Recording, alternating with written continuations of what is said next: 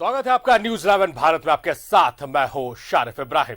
Bulletin की शुरुआत करेंगे। सबसे पहले बात करेंगे बजट की। वित्त मंत्री रामेश्वर उरांव ने पेश किया 91,277 करोड़ का बजट। झारखंड के विकास दर में गिरावट, 9.5% विकास दर होने का अनुमान। कोरोना के कारण विकास दर में गिरावट। ग्रामीण अर्थव्यवस्था पर सरकार का फोकस है। ग्रामीण अर्थव्यवस्था को बढ़ावा देने के लिए 18,653 करोड़, राजस्व व्यय के लिए 75,755 करोड़ का प्रावधान। तो काफी उम्मीदें थी और झारखंड के बजट से ग्राफिक्स प्लेट के माध्यम से आपको हम बुलेट पॉइंट्स में समझा रहे हैं कि झारखंड को क्या कुछ मिला है, किस क्षेत्र में क्या फोकस है सरकार का इस बजट में।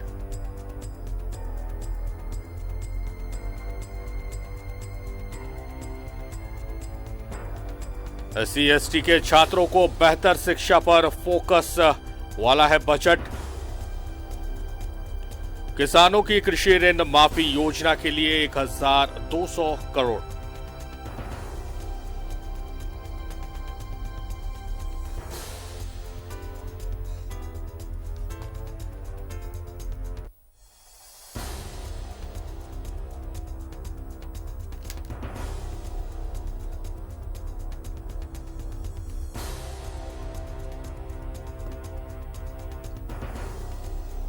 वित्त मंत्री रामेश्वर उरांव ने बजट पेश किया है। झारखंड के विकास दर में गिरावट, 9.5% विकास दर होने का अनुमान।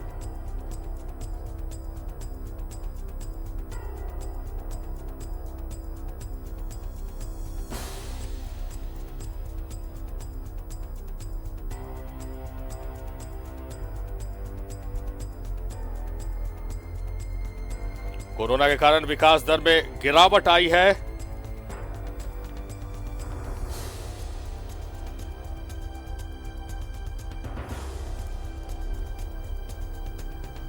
मुख्यतः ग्रामीण अर्थव्यवस्था पर सरकार का फोकस है। ग्रामीण अर्थव्यवस्था को बढ़ावा देने के लिए 18,653 करोड़ रुपए।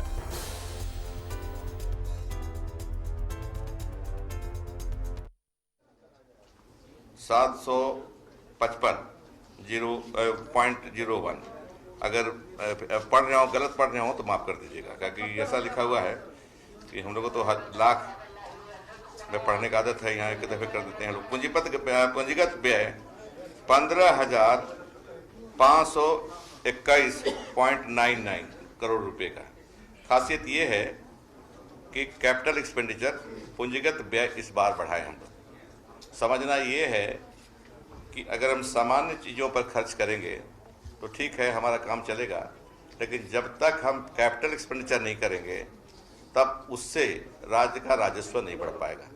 इसीलिए कैपिटल एक्सपेंडिचर पर कोई भी सरकार रहेगी उसको जोर देना चाहिए।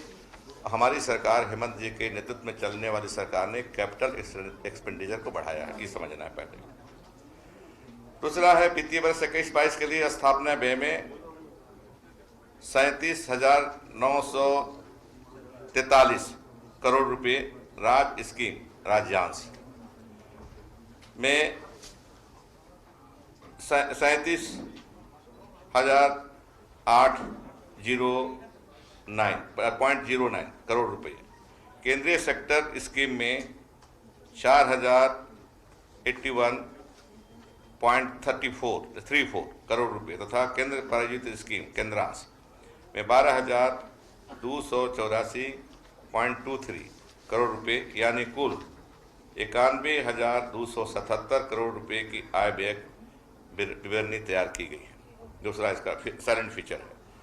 बजट में प्रावधानित सकल राशि को यदि प्रक्षेत्र के दृष्टिकोण से देखा जाए तो सामान्य प्रक्षेत्र के लिए 26,734.05 करोड़ रुपए, सामाजिक प्रक्षेत्र के लिए 33,625। कैच यही करना है आपको। सामाजिक क्षेत्र के लिए, सोशल सेक्टर के लिए हमारा खर्च ज़्यादा हो रहा है, जोर उसी पर है।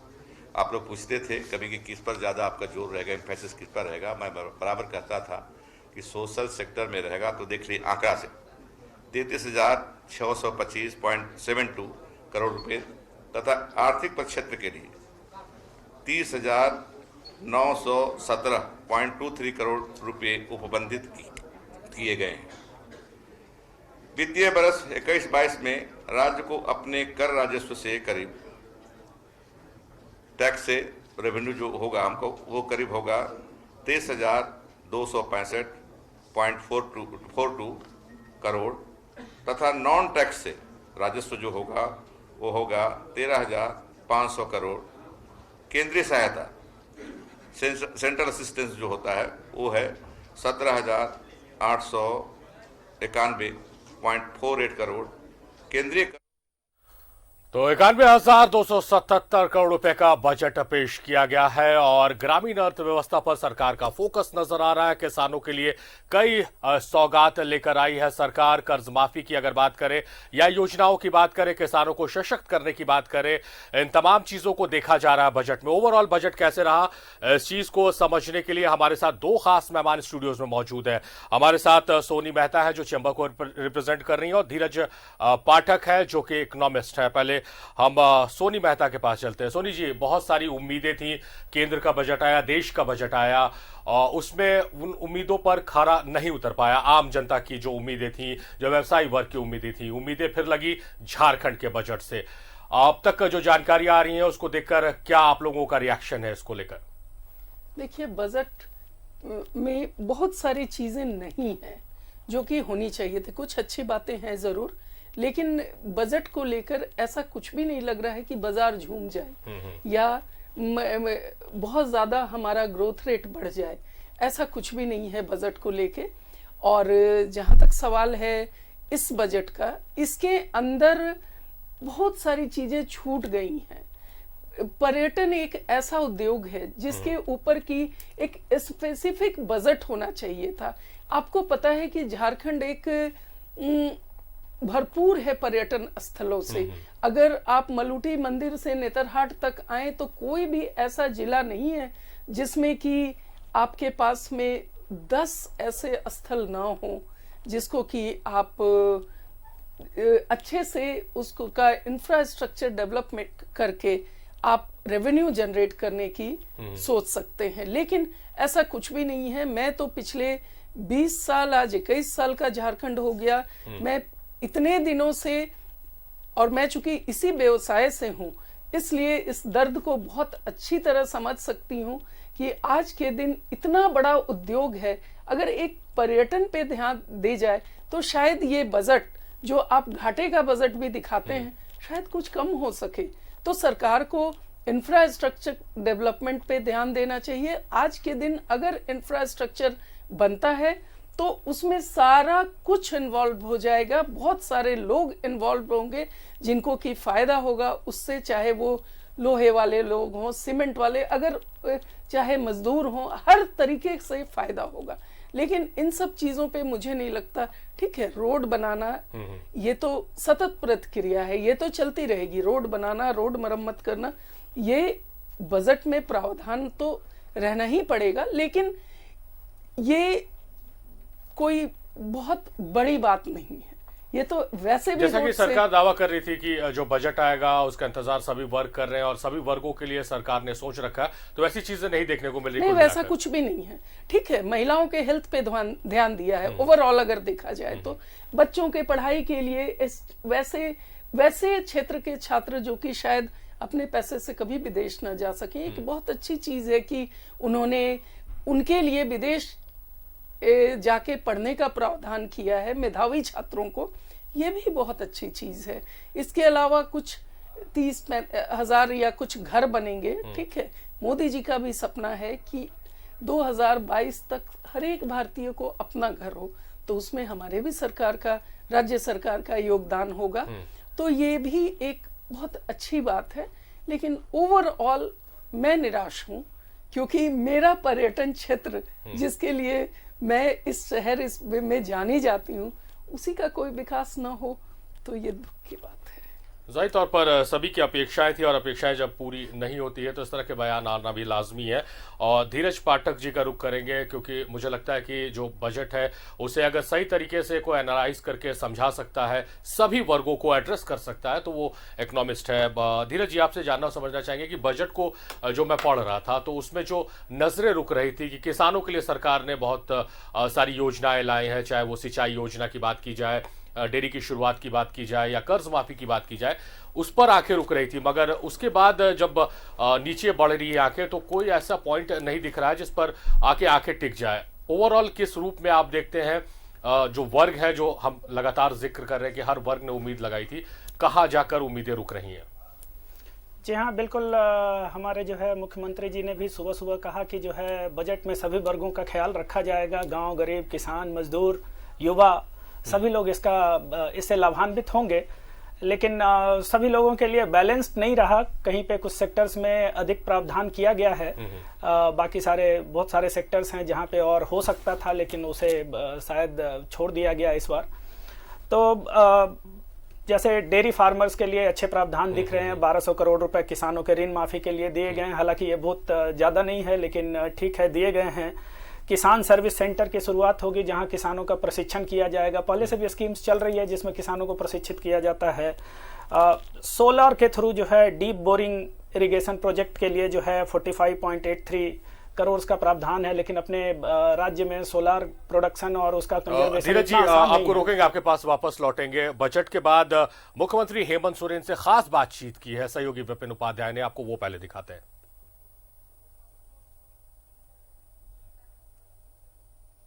का बजट आज पेश हो चुका है। इस वक्त हमारे साथ मुख्यमंत्री हेमंत सोरेन है। सर, ये जो बजट आज लाया है आपने, इसे काफी साहसिक और ये कहा जा रहा है कि राज्य के विकास, बहुत लॉन्ग टर्म परिणाम वाला बजट है और थोड़ा समय बीतने दीजिए, और भी अच्छी अच्छी चीजें हैं। सर, एक सवाल, जो आचरण आज बीजेपी का सदन के अंदर रहा, पहले बजट पहली बार सदन में आ जाए।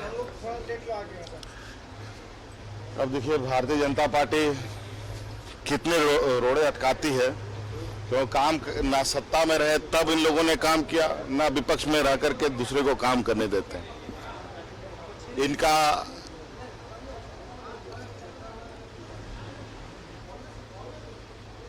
कार्य नहीं करने की ही इनकी कार्यशैली रही है। लेकिन अब ये सरकार अपने उपलब्धियों के बदौलत, अपने कार्य योजना के बदौलत राज्य के लोगों के चेहरे पर मुस्कान के बदौलत इनको मुंह तोड़ जवाब देगी। ये थे राज्य के मुख्यमंत्री हेमंत सोरेन, जिन्होंने साफ तौर पर कहा कि जो आज बजट राज्य की सरकार ने पेश किया है वो आने वाले भविष्य में साफ तौर पर दिखेगा कि किस तरह से राज्य जो है वो विकास की ओर बढ़ेगा। और साथ ही साथ बीजेपी पर एक बड़ा निशाना भी मुख्यमंत्री ने आज साधा है। सहयोगी सुशील के साथ विपिन उपाध्याय, न्यूज़ 11 रांची। तो बजट पर मुख्यमंत्री ने सिर्फ एक ही लाइन कहा है कि लॉन्ग टर्म परिणाम वाला ये बजट होगा। आने वाले दिन में बहुत सारी चीजें देखने को मिलेगी। धीरज जी से ही समझते हैं। धीरज जी, मुख्यमंत्री ने जो बयान दिया आपने भी सुना है, इस बयान के क्या मतलब है? क्या वो जो लॉन्ग टर्म रिजल्ट्स की बात कर रहे हैं वो इस बजट में दिख रहा है? पता नहीं, शायद मुझे तो थोड़ा कम दिखाई पड़ रहा है, क्योंकि कृषि ऋण माफी से कोई लॉन्ग टर्म रिजल्ट नहीं निकलता है, या ऐसे स्कीम्स बनाए जाएं जो, ये तो चुनावी घोषणा थी। हाँ, चुनावी घोषणा जैसी लग रही है, जैसे लगता है कि पॉलिटिकल स्टेटमेंट्स तो ये तो करना था क्योंकि चुनाव से पहले घोषणा की गई। जी हाँ, बिल्कुल बिल्कुल बिल्कुल। किसान सर्विस सेंटर को खोलने से किसानों को प्रशिक्षित करेंगे, लेकिन क्या उनका जो खाद बीज और जो सिंचाई है वो प्रॉपर होगा कि नहीं होगा? तभी तो प्रोडक्शन बढ़ेगा और इनकम डबल होगा। तो बहुत सारी चीजें हैं, और हेल्थ वगैरह के बारे में कोई खास इसमें जो है कोई घोषणा ही नहीं है जो है इस बजट में। ना तो फ्री वैक्सीनेशन जैसा कोई स्कीम है, ना ही जो है कोई और असिस्टेंस का बात है। ओल्ड एज के लोगों को सिर्फ असिस्टेंस के लिए जो है मेडिकल में कुछ कहा गया है कि उनके लिए चलित जो है यान से जो है चिकित्सा मुहैया कराया जाएगा। तो बहुत सारी चीजें हैं। एक सिंकिंग फंड का बात शायद हो सकता है। एक सिंकिंग फंड जो है इस गवर्नमेंट ने बनाया है। शुरुआत में 303.87 करोड़ और इस बार 472 करोड़ जो है उसमें दिया गया है, ताकि जो राज्य पे जो कर्ज का बोझ है उसको धीरे धीरे जो है चुकाया जा सके, कम किया जा सके। तो ये एक लॉन्ग टर्म विजन वाला चीज है। बाकी जो है मनरेगा की मजदूरी से बहुत कोई लॉन्ग टर्म विजन जैसा कुछ होने वाला नहीं है।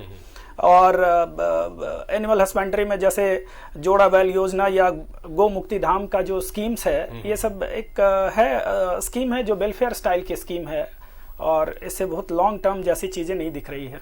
और ये जो बार बार जो हमारे वित्त मंत्री जी कह रहे हैं कि हम लोगों ने जो है कैपिटल एक्सपेंडिचर बढ़ाया है 15,521.99 करोड़, तो कैपिटल एक्सपेंडिचर इससे पहले भी बहुत नीचे नहीं था। कैपिटल एक्सपेंडिचर अगर हम 20-21 के बजट में देखें तो वो 13,000 करोड़ के आसपास था, तो ऐसा बहुत नहीं है। और अभी के सिचुएशन को देखते हुए हमको लगता है कि जो ये सब जो घोषणाएं की गई है कि जितने भी हमारे जो टूरिज्म के जो अच्छे स्पॉट्स हैं उनमें प्रमुख जगहों पे जो है हम रोड बनाएंगे, तो उनको थोड़ा सा स्पेसिफाई करके एक स्पेशल जो है कुछ वैसा स्कीम्स का नाम डाल करके और उनको चिन्हित कर दिया जाता तो शायद ज़्यादा स्पीड में काम हो पाता है इसमें।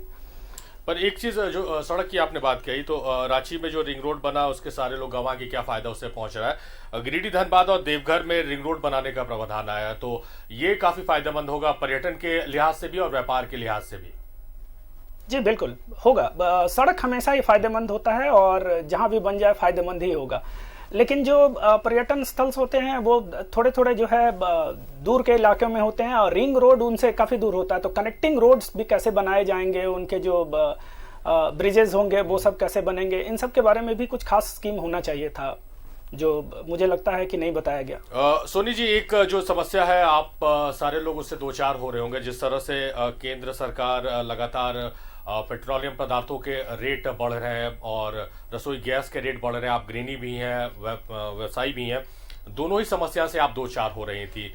उम्मीद की जा रही थी, कयास लगाए जा रहे थे कि वैट को लेकर सरकार कुछ नरमी बरतेगी, वो चीज़ देखने को नहीं मिली, तो इससे थोड़ी निराशा सी लग रही है।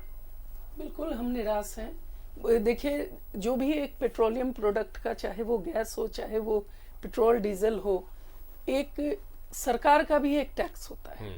तो मुझे लग रहा था कि इस बजट में कुछ तो प्रावधान करेगी सरकार, प्रावधान, जिससे कि थोड़े से रेट्स जो हैं पेट्रोल और डीजल के हमारे राज्य में कम तो नहीं होंगे लेकिन स्थिर जरूर होंगे। लेकिन वैसा कोई भी प्रावधान नहीं किया है। और जहां तक बजट में आपको गृहिणी होने के नाते आज के दिन गैस के सिलेंडर का जो दाम है काफी बढ़ गया है, जिससे ठीक है एक मीडियम वर्गीय परिवार को इन सब चीजों से काफी फर्क पड़ता है और उनके बजट में कहीं ना कहीं ये जो बढ़ोतरी हो रही है वो दिक्कत पैदा कर रहा है। और सरकार से जो भी उम्मीद थी कुछ भी उन्होंने पूरा नहीं किया, तो निराशा ही निराशा मिली। निराशा की बात हम लगातार कर रहे हैं। धीरज जी, ऐसा नहीं कहा जा सकता है कि सरकार ने किसी भी क्षेत्र में या उम्मीदों पर खरे नहीं उतरा। ये कहा जा सकता है कि हर वर्ग ने अपने हिसाब से एक उम्मीद सरकार से लगाई हुई थी।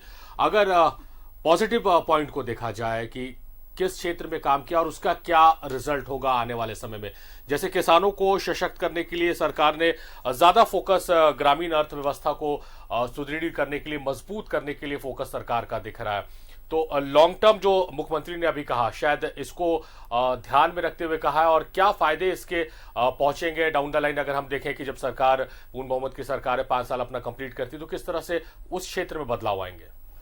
जी बिल्कुल। जैसा ये जो कोविड-19 का ये जो दौर चल रहा था, इसके बाद सबसे ज़्यादा जो परेशानी थी वो ग्रामीण अर्थव्यवस्था में ही थी। तो इस बात के लिए सरकार की सराहना होनी चाहिए कि उन्होंने जो है इसको कम से कम ध्यान दिया है और सबसे ज़्यादा जो बजट का जो परसेंटेज है वो ग्रामीण विकास को दिया गया है। और फायदा तो होगा ही, अगर पैसा पहुंचता है तो फायदा नहीं होगा ऐसा हो नहीं सकता है। और चाहे मनरेगा मजदूर हों, उनको मजदूरी ज़्यादा मिलेगी, भले उनको जो है एवरेज डेज ऑफ एम्प्लॉयमेंट उनका कम होता है, लेकिन जितने दिन भी उनको रोजगार मिलेगा उनको मजदूरी तो ज़्यादा मिलेगी ही। जो भी हमारे जो मिल्क प्रोड्यूसर हैं उनको बहुत प्रमोट किया गया है, जो फिश प्रोड्यूसर्स हैं उनको प्रमोट किया गया है, जो नाव देने की बात है जो है फिशिंग के लिए, वो एक अच्छी पहल है। और जो कर्ज माफी की जो घोषणा थी चुनाव वाली, उसको भी धीरे धीरे गवर्नमेंट पूरा कर रही है, ये भी ठीक है। और जो माइनर इरिगेशन के जो बहुत सारे प्रोजेक्ट्स पे जो फंड अलॉट किया जाएगा 45.83, वो भी बहुत इंपॉर्टेंट है और उससे बहुत फ़ायदा होगा।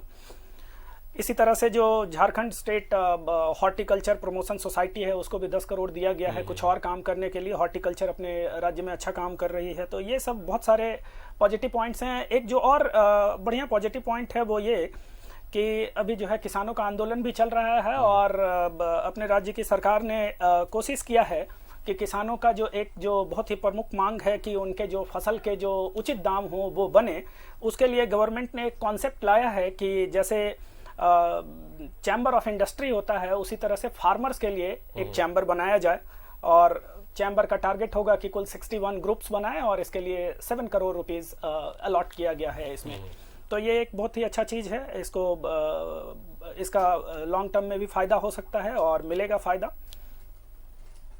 जो हमारे जो प्रवासी जो मजदूर भाई लोग लौटे हैं उन लोगों को एम्प्लॉयमेंट देने के लिए वैसा तो कोई सटीक नहीं स्कीम्स दिखा, लेकिन जो बिरसा हरित ग्राम योजना है या जो खेल स्कीम जो गवर्नमेंट जो है बोल रही है, शायद इन सब चीज़ों के द्वारा जो है बाई प्रोडक्ट में कुछ जॉब्स क्रिएट हो और उनका जो है लाभ लोगों को मिले। तो ज्यादा फोकस कृषि, पशुपालन, किसान इन क्षेत्रों में सरकार का रहा है और उम्मीद की जानी चाहिए कि जिस तरह से एक तरफ पूरे देश का किसान आंदोलन कर रहा है, वहां झारखंड से किसानों के लिए अच्छी खबर आई है तो ये एक राहत पहुंचाएगी उन तमाम किसानों को जो कहीं ना कहीं कोरोना की बीमार झेल रहे थे। उनके लिए सरकार कई सौगात लेकर आई और हमारे साथ स्टूडियो में इस खास चर्चा के लिए सोनी मेहता और धीरज पाठक जी जुड़े हुए थे। आप दोनों ही मेहमानों का बहुत बहुत शुक्रिया, आपने अपना कीमती वक्त हमें दिया, आपका बेहद शुक्रिया। तो मेरे साथ फिलहाल इस बुलेटिन में इतना ही। देखते रहिए न्यूज़ 11 भारत।